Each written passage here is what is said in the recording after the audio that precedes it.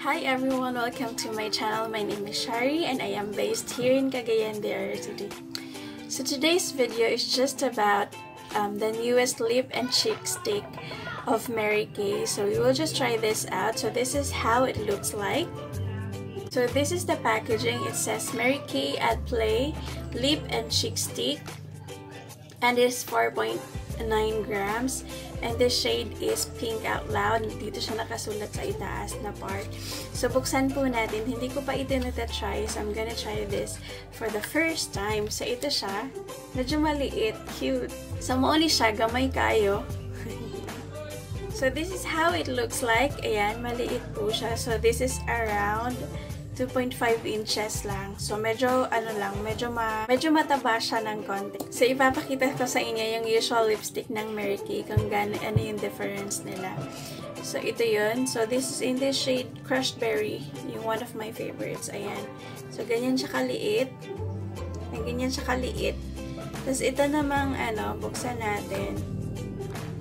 Ayan. So, medyo malaki yung difference nila. Mataba siya. Maliit siya pero mataba. So, ibig sabihin maraming products yung ating makukuha. So, tingnan natin kung gaano siya kahaba. So, ayan. So, hanggang ganyan lang. So, ganito siya. Ganito lang siya kahaba. Ayan. Pero parang, ay hindi. Ito pa pala. Meron pa pala. Ay, mahaba pa pala siya. So, ganito siya kahaba. Ayan, medyo mahaba siya pero ayan, babalik. Ayan, so ibabalik ka na. So, I'm gonna try this for the first time. Tingnan natin kung ano yung magiging itsura niya sa mukha ko. Parang gagantoyin yata siya.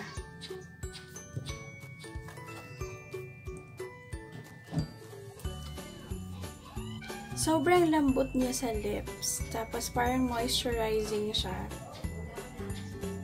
And looks so natural on the lips. Amoyin natin. Wala siyang amoy. Wala siyang amoy. So, ayan. Dagdagan pa natin. Dito sa akin, in person, parang siya talaga, pink na. Kasi dyan sa inyo, parang lang, parang medyo red something. So, ayan. So, natural lang talaga siyang tingnan. So, itry naman natin sa cheek. Talaga ako marunong maglagay sa cheek, pero itry ko siya na ilagay ng direct to the cheek and then I will blend. Kasi sobrang soft kasi ng product, so mukha naman siyang blendable. So, try natin. Hello? Ooh. So, i-blend natin. Hello, di na siya ma-blend. I'm gonna use my beauty blender. Dapat i-blend na ko siya kanina. Diretso. Dagdagan natin.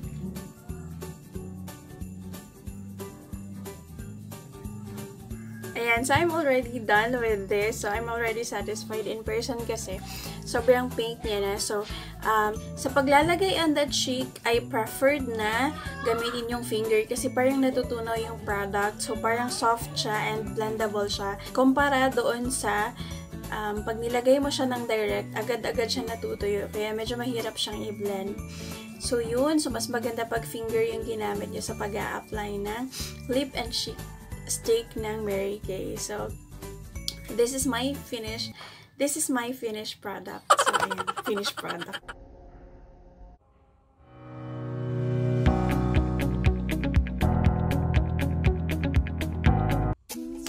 All for this video. Thank you so much for watching. I hope to see you on the next one.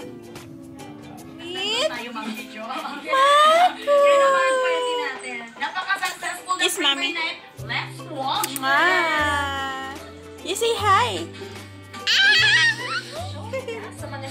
Bukat kayo.